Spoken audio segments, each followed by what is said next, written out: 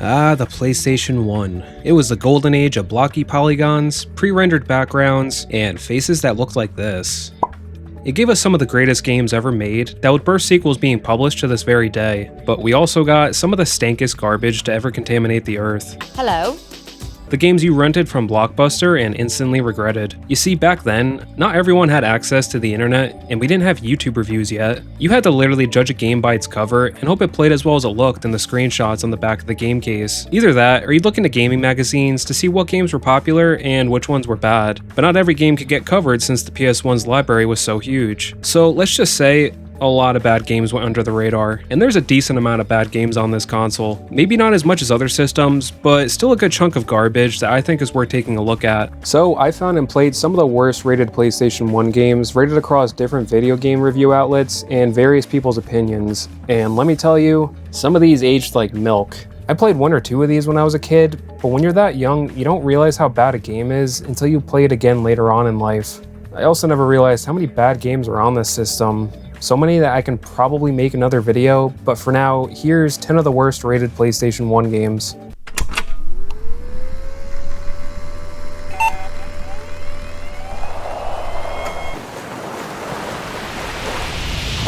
Inline.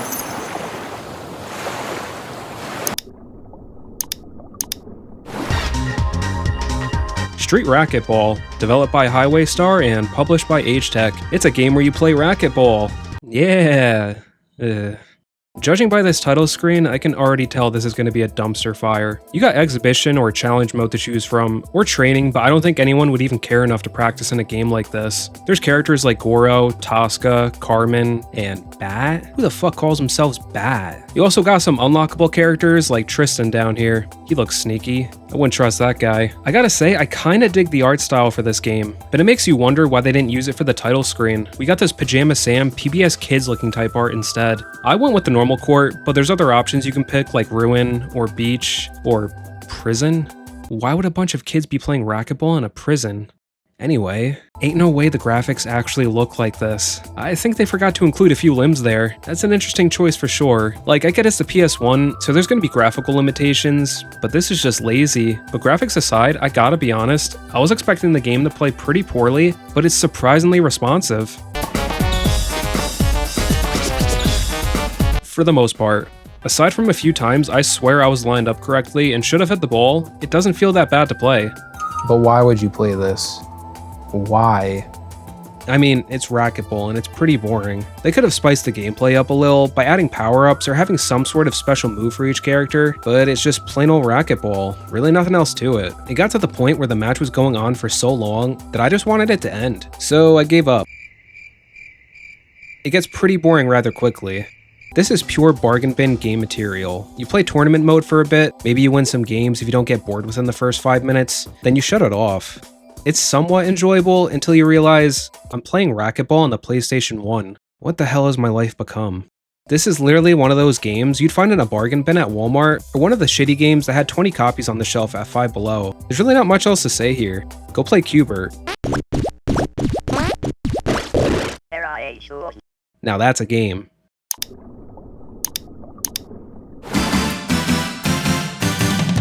Beyblade Let It Rip, developed by Wave Edge and published by Crave. It starts you off creating your own character and picking a Beyblade Bit Beast. A whole 2 options to start you off. You're given only 2 modes to choose from, Tournament or Free Battle, but the main mode you'll most likely be playing is Tournament. Presentation-wise, it does not look good, especially for 2002 standards. Games like Metroid Prime, Kingdom Hearts, and Resident Evil Remake were being released around this time, so the fact that a game like this was being puked out into the world feels kinda shameless and a waste of anyone's money. It looks severely outdated for its time, with muddy-looking sprites and mid-looking 3D graphics. Makes Bubsy 3D look good. I was one of the unfortunate people to own this game as a kid, and to be honest, it didn't matter if I sucked playing it back then, because even playing it now as an adult, I realized the game kinda just plays itself.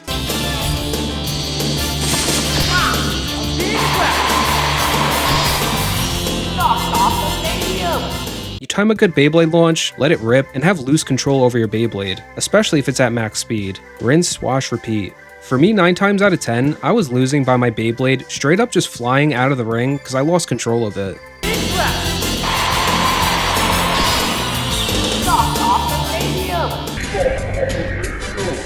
Listen, I'm no pro obviously, I'm not part of the Beyblade League or whatever, but you shouldn't have to be a pro to play a game like this. Beyblade isn't difficult, but it's the game itself that makes it a frustrating experience when it feels like you win based on pure luck sometimes. I mean, even the computer would launch itself out of the stadium at times. Besides all that, you got game mechanics like clashing your Beyblade and timing an X button input that can reduce damage taken and increase your LP points in battle. Hitting 25 LP lets you do a special Beyblade attack, but even that felt like pulling it off was luck based, because I'd use it right in front of a Beyblade and somehow still miss.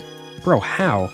Not to mention, the game has some weird input lag problem, and I feel like I was only gaining LP when I'd press X right before clashing, not as I clash. So I just started spamming X whenever I'd get close to a Beyblade, and that seemed to work out best. If you manage to win and have better luck than I did, then you get points that you can use in the shop to customize your Beyblade, except they give you them very sparingly, making the game a very grindy experience. Almost everything in the shop is expensive too, so you'll have to do plenty of tournament battles to gain enough points to even afford anything. This game wants you to put blood, sweat, and tears worth of time into it, just so you can afford a couple new Beyblade parts, and then be broke afterward. Beyblade Let It Rip feels lackluster in all departments and a waste of anyone's time. The real question is, if you were a kid who was a Beyblade fan, then you probably owned actual Beyblades you can customize yourself and launch into your own stadium. So why even play this? Go outside, nerd!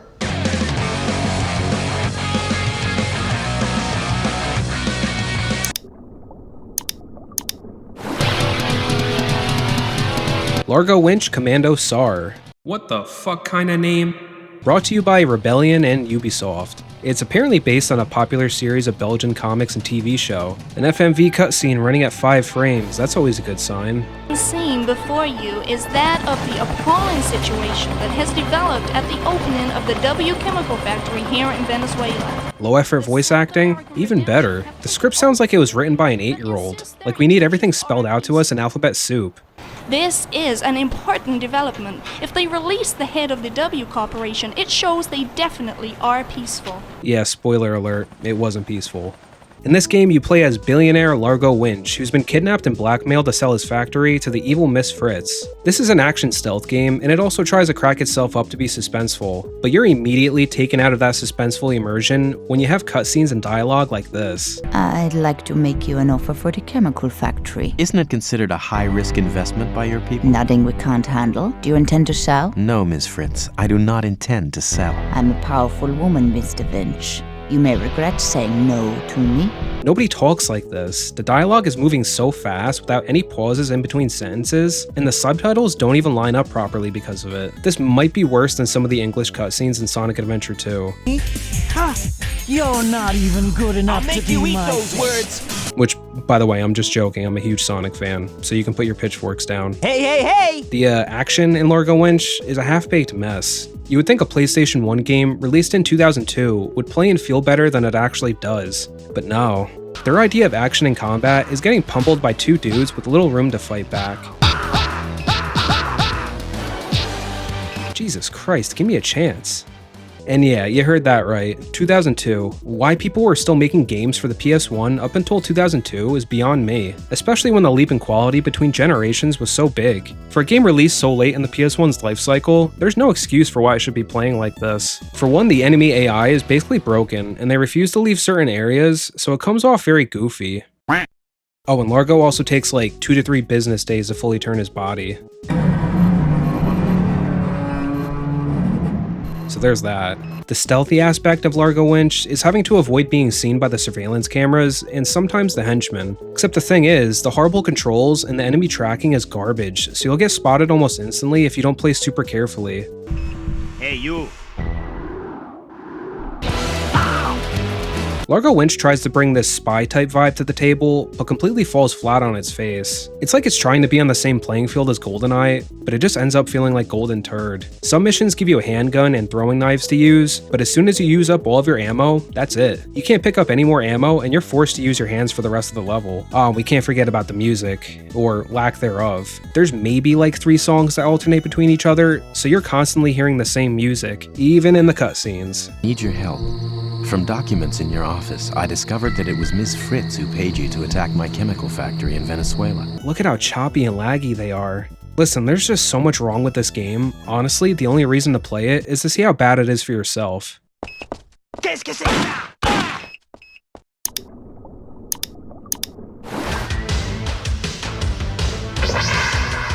Dragon Ball Z Ultimate Battle 22, developed by TOS and shamefully published by Infogrames. I use the word shamefully because even though Bandai was publishing Dragon Ball games like Dragon Ball Z Budokai for the PS2 in 2002, they had Infogrames publish and handle distribution for this game. In 2003, I'm guessing Bandai didn't want their name associated with this garbage. For more context, Ultimate Battle 22 was originally released in 1995 in Japan and 1996 in Europe. Then in 2003, they released it in Australia and North America. The fact that Infogrames had the audacity to release this garbage years later is crazy and just screams cash grab. So the quality of a fighting game that was originally released in 1995 being re-released in 2003 is pretty much what you'd expect. Not the greatest. Back in 95, this game wasn't that great to begin with, and for 2003 standards, it's pretty damn bad. The opening though,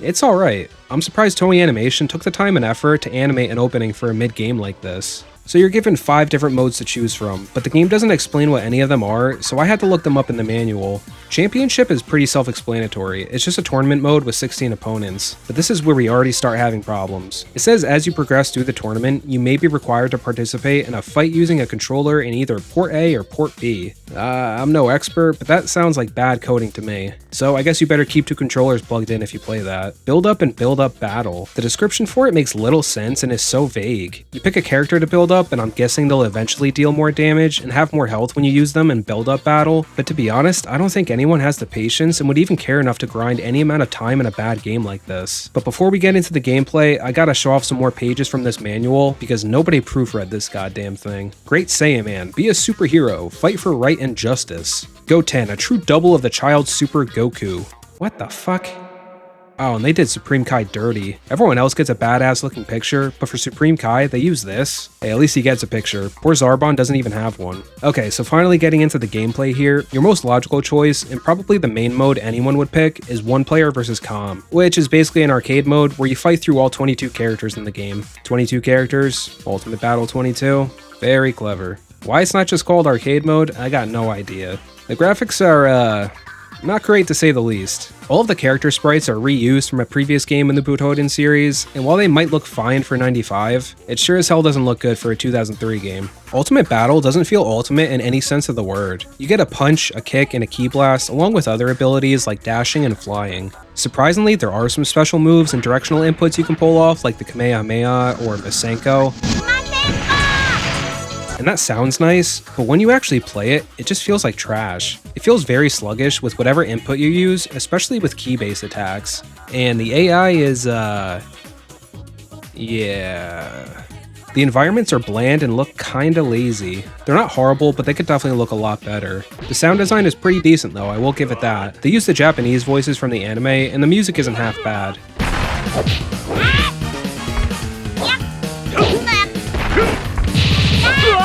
The Japanese version had character intros before each fight, but they were stripped out of the Western release considering the dialogue was in Japanese.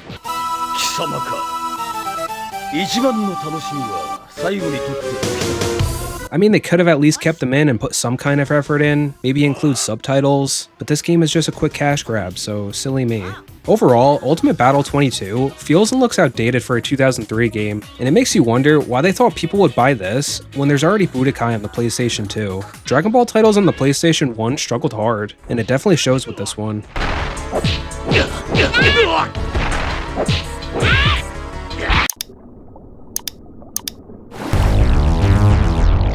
Return of the Joker was a pretty damn good movie, so naturally we had to have some movie tie-in game slop. Batman Beyond: Return of the Joker, developed by Kemco and brought to you by Ubisoft. I'm starting to see a pattern. Ubisoft just loved publishing these garbage cash grab games back then. This doesn't sound like Batman. I mean, it kinda does if I was tone deaf. The title screen music is a goofy, off-key version of the original theme.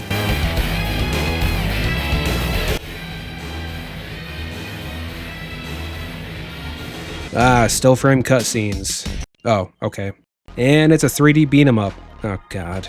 You see, 64-bit era beat 'em ups were pretty tricky to pull off for some reason, and most of the time, they were pretty bad. Best way to describe them is that they felt lazy and lacked the seasoning. They were unseasoned chicken, and Return of the Joker is some unseasoned chicken. So you got a punch, a kick, and some batsuit utilities and weapons. Probably the most notable thing about this game is having a variety of different batsuits. The default suit gives you a batarang bomb. Oh wait, I'm sorry.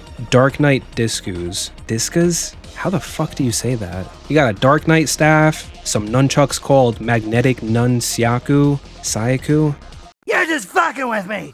You got other suits like the offensive suit that makes you a brawler type and gives you better auto combo capability, which should probably be how Batman should play from the get-go, but we can't have that, right?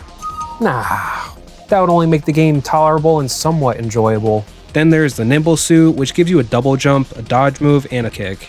And lastly, the defensive suit, which is, in my opinion, literally pointless and terrible. It's supposed to give you an unbreakable guard, which, yeah, it's true it does, but half the time I use it, enemies won't even bother trying to attack, so I just sit there waiting with a batarang up my ass, and when I decide to punch, I end up taking damage. It's pretty useless in my opinion. Apparently, for the N64, it's the complete opposite. Supposedly, it's overpowered to the point where you can demolish enemies and bosses. Must be nice. But goddamn, look at that movement speed.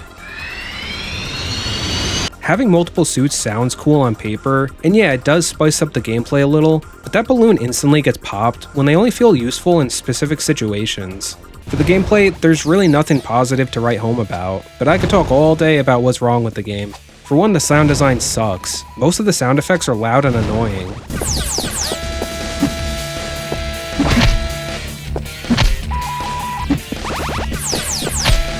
The music is...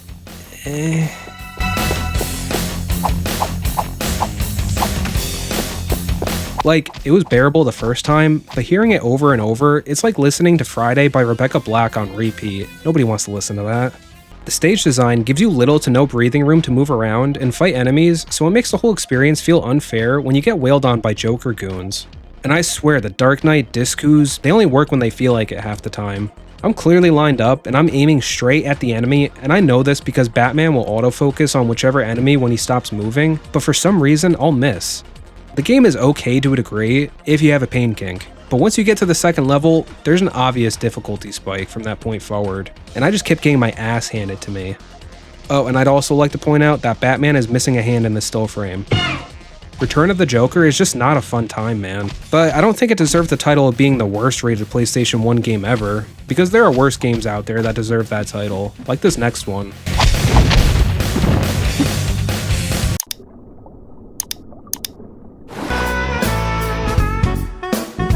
Hooters Road Trip, developed by Hoplite Research and published by... oh god damn it. It's like Ubisoft used to go out on the street corner and offer publishing to anyone. Listen, money's money, what do you want me to say? You guys like boobs? We heard you like boobs, so we threw them in a racing game, and probably the worst racing game on the PlayStation, might I add. Hooters presents Hot Women, Big Boobs, Hooters Road Trip. Oh god, even the loading screen. I mean, you know what? I don't know what else I was expecting, so I can't even act surprised. It's a racing game with big tits. I mean, you're given 5 different racing options: test drive, licensed car, practice, road trip, and custom road trip. If the game is called Hooters Road Trip, shouldn't the road trip option be at the top of the list? This chick is not even in a Hooters outfit. She is just half naked and happy to be in a video game. Before playing the main racing modes, I had to do a test drive to see how horrible this game controls. And not even 5 seconds into driving, and I can barely steer the car. It's like you're controlling an RC car and the batteries in it are dying. Mind you, I'm using the starter cart with the best handling out of the bunch, and I'm still crashing into traffic and the sides of the road. It's like even the slightest touch to your analog stick will have you sharp turning in that direction. There is no momentum when trying to turn. It's like the game is saying, you're trying to steer left, you better brace yourself because you are going all the way left, right into the guardrails.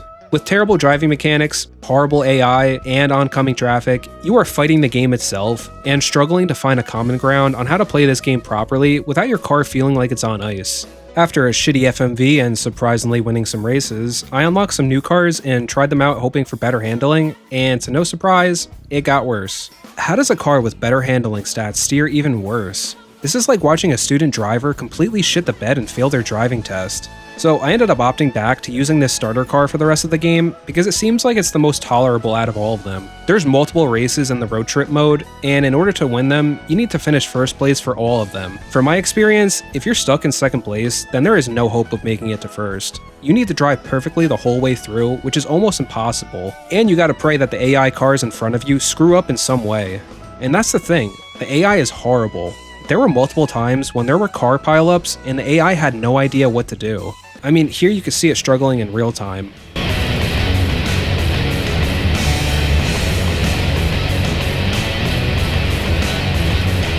It really makes you wonder, did anyone playtest this game before shipping it out?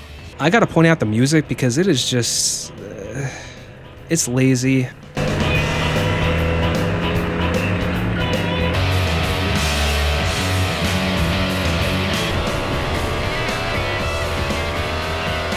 It's the same handful of songs that are about a minute long and then they loop on repeat. And you know, actually, this whole game is lazy. You win some races, unlock some shitty cars, and watch some garbage FMV cutscenes with some lackluster acting. Hi, y'all. Welcome to the Tar Heel State. I'm sorry, ladies, but don't quit your day jobs. Yeah, you finished first.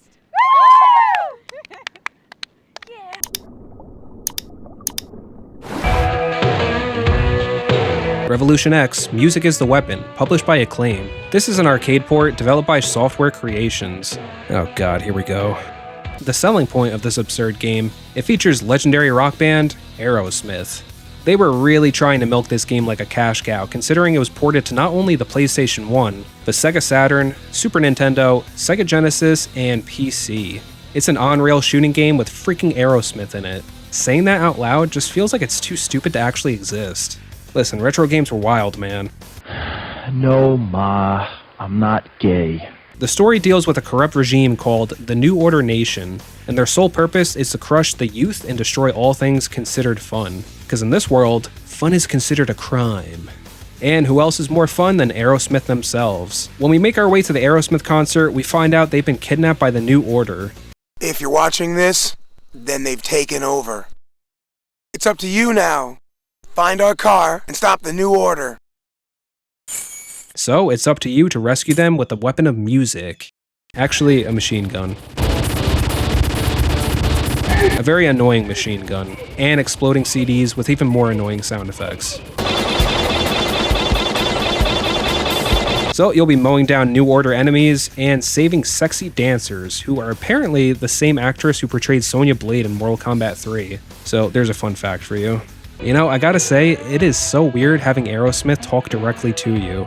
Looks like you made it. Where you go from here is up to you. Holding down the square button to shoot mobs of enemies with your machine gun can get old really quickly. But what's really captivating about Revolution X is the cheesiness of it. Aerosmith, rock music, guns blazing, and sexy women. Really now? Mammy Awards? Okay. This game screams cheese and corny. It feels like a fever dream, but then you wake up and come to your senses and realize this game is actually real. People thought this would be a good idea and actually made this. Jokes aside, I do love Aerosmith, but it's so bizarre to make them the plot and overall face of this game. Stop the New Order bus! Combining Aerosmith with an on-rail shooter is a weird idea in itself, and more so a novelty when compared to real on-rail shooters like Time Crisis or Virtua Cop. This game, no good. This game is not good. Not, oh my god, this is so horrible, it's unplayable, but bad as in, it's an awful idea, and in my opinion, should have just stayed in the arcade. Like, did we really need 5 different ports of this garbage?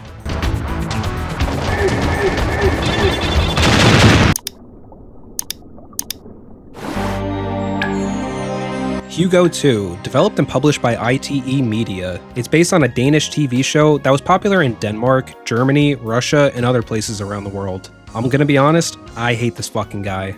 I hate this fucking guy. This little fucking guy. I don't like his design, his tiny little horns, his ugly tail, his creepy looking face. He's just an odd character design to me.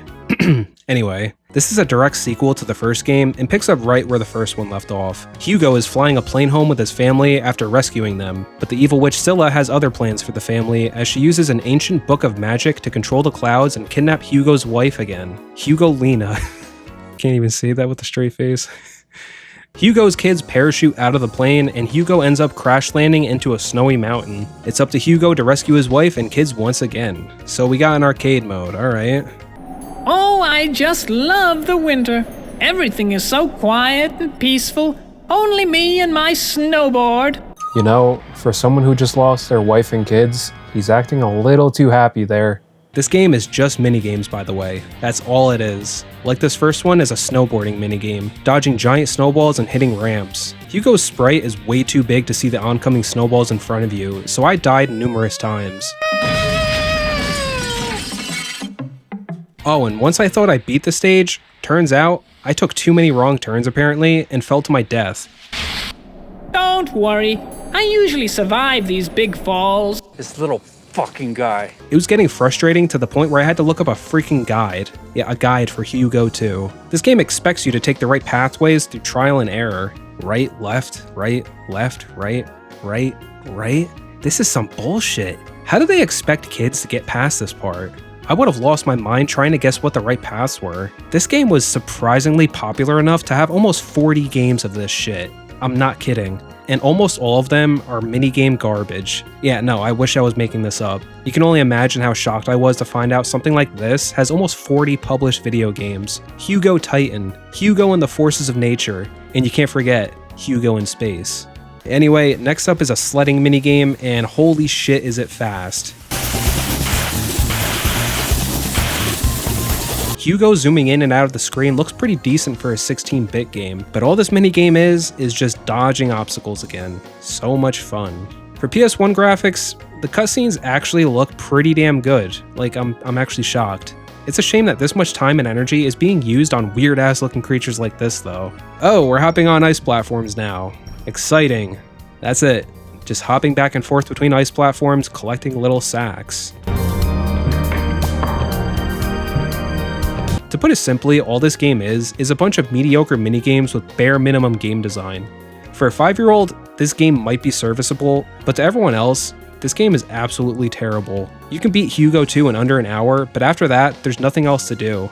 Look, I know Hugo is popular in other countries and popular with the kids, considering the amount of video games this abomination managed to squeeze out, but if you take the nostalgia glasses off for a second and try to play these games nowadays, you will not have a good time. Oh no!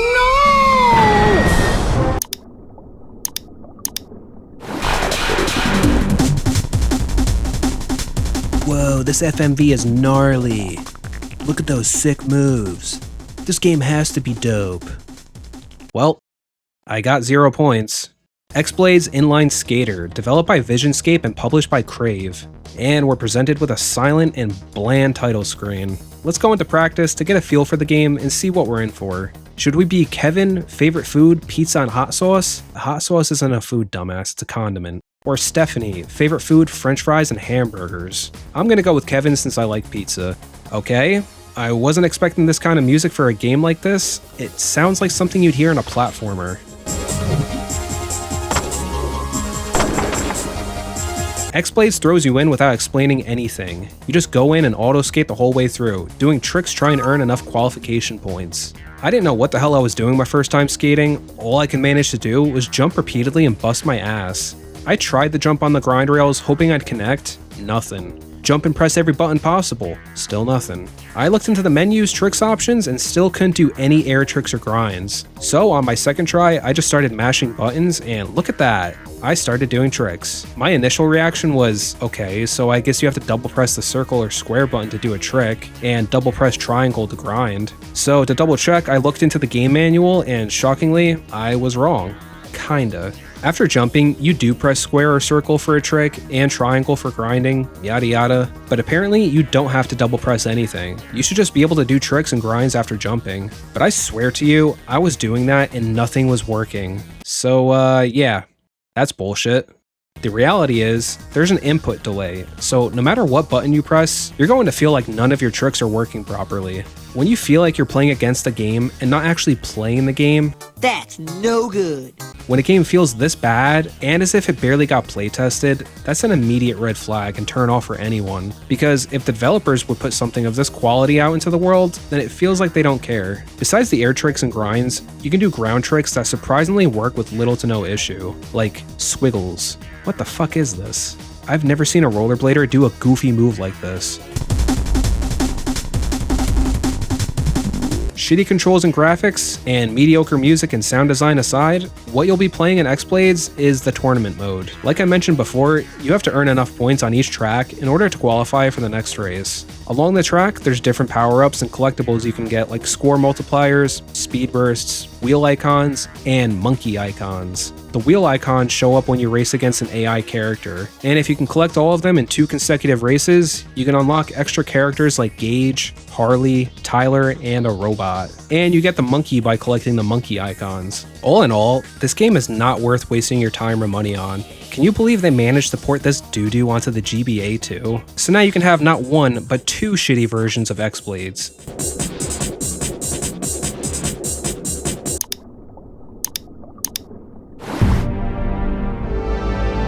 The Crow, City of Angels, based on the movie The Crow, City of Angels. Developed by Grey Matter and published by Acclaim. I've never seen The Crow before, so I didn't know what to expect, and Lord, let me tell you, strap yourself in for this one, cause it is comically bad. It's yet another stinky beat 'em up.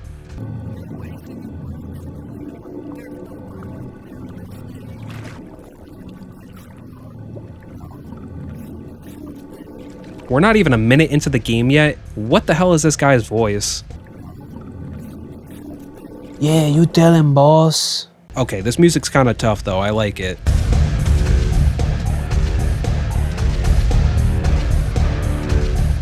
But my god, does it feel tanky when walking around. It doesn't help the fact that this man is supposed to be some sort of tough guy, and he's wearing mime makeup. Mom said it's my turn on the Xbox. Every aspect of this game is unintentionally hilarious. The enemies getting stuck like a Roomba hitting walls.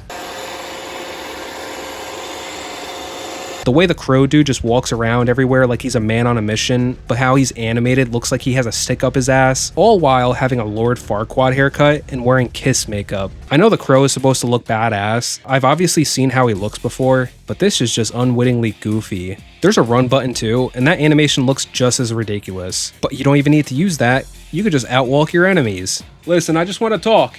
I just want to talk! The combat. Oh god, the combat. You have a punch, a kick, a throw, and you can pick up and use items like pipes, guns, broken pool sticks, and beer bottles. There's also directional input with your punches and kicks that'll do variations of them, but I swear it feels completely random. I could mash my punches in the same direction and get one variation of a punch, then do it again later and get a different output. So it feels unresponsive, and you just gotta hope for the best and hope your attacks land. Which, by the way, the hit detection is garbage. Yeah, shocker. I could be right in front of these guys, clearly punching them, and half the time, none of my attacks will land. But the voice acting and dialogue is exactly what you'd expect in a game like this. Naughty night. Hey, clown face. Just one fix. I need it. Eat Oh, yeah. Represent. Hey, clown face. Hey, clown face. Looks like the circus is in town. Listen, I've seen enough and don't care enough to even try to get through this game, but it's apparently only about an hour long. Between the goofy animations, horrible combat and AI, cringe and low effort voice acting, Eat steel. and weird cutscenes, this is without a doubt one of the worst games I have ever played. Games Radar even put it in their top 100 worst games ever list. But I will say, it did get some laughs out of me and is one of the most unintentionally funny games I've ever played. I'm sorry, Dad. Now we can never be together. You must remain here forever. I think I lost brain cells playing some of these. Almost every single one of these games either had me laughing my ass off, shaking my head, or instantly regretting booting them up. The only notable thing I can say about any of them is that some of them might be worth trying just to see how laughably bad they are, like The Crow. Everybody's got to try The Crow at least once in their life. Put it on your bucket list. But in all seriousness, you will find pain in these games.